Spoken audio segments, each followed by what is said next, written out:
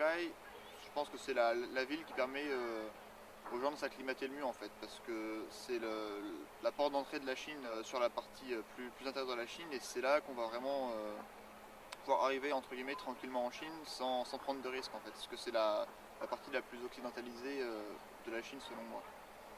Donc à Shanghai, il y a beaucoup de gens qui viennent de partout dans le monde en fait, des Américains, des Coréens, des Français, des Brésiliens, des Portugais, donc vraiment de toutes les nationalités qu'on va pouvoir trouver dans le monde, elles seront surtout concentrées à Shanghai, qui est le centre économique de la Chine. C'est pour ça que pour moi Shanghai c'est une place intéressante à être, aussi bien pour le côté place stratégique qu'il peut y avoir après pour se déplacer et voyager.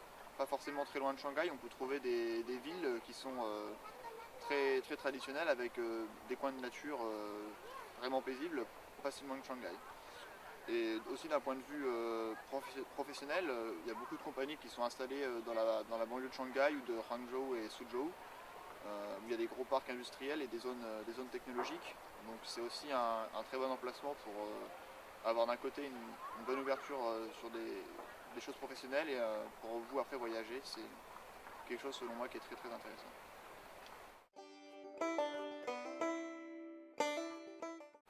Organiser un voyage en Chine pour partir, c'est vraiment très simple, avec soit en organisant tout soi-même, en achetant son billet d'avion en avance sur internet, ou soit en partant avec une agence de voyage, ou alors avec de nombreux groupes qui sont organisés avec l'université de Shanghai, c'est aussi possible.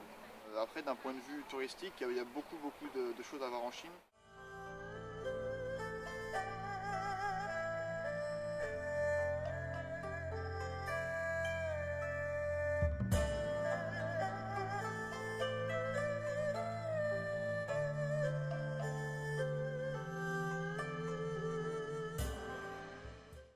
Donc à savoir que si on planifie son voyage à l'avance, au niveau des billets d'avion et qu'on ne part pas en période de vacances chinoises, le coût total du voyage sera vraiment acceptable pour partir et découvrir le plus de choses possible.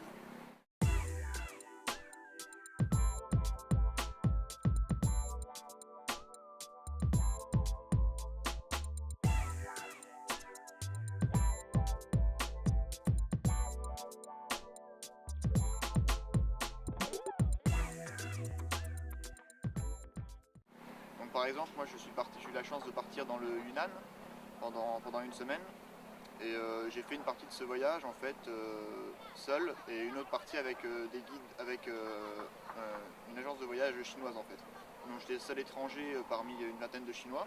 Donc c'était aussi une bonne expérience parce qu'ils étaient intéressés à savoir d'où je venais, qu'est-ce que je faisais. Donc j'ai pu mettre en pratique ce que j'avais appris en chinois, essayer de communiquer. Ce que je retiens dans le Yunnan par exemple, c'est les gorges du Saut du Tigre. C'est un endroit assez impressionnant où il y a vraiment des très belles prises de vue et des très beaux panoramas à voir, tout comme la montagne du Dragon Noir, où on peut monter à pied ou aller d'un téléphérique jusqu'à plus de 4600 mètres d'altitude.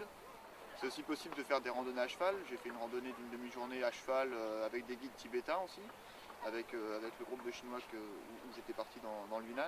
Donc c'est vraiment des choses qu'on ne pourra pas avoir chez nous, ou que la Chine est capable de nous offrir des paysages vraiment différents les uns des autres, des plaines en passant aux rizières en escalier jusqu'à des montagnes au pied de la chaîne de l'Himalaya.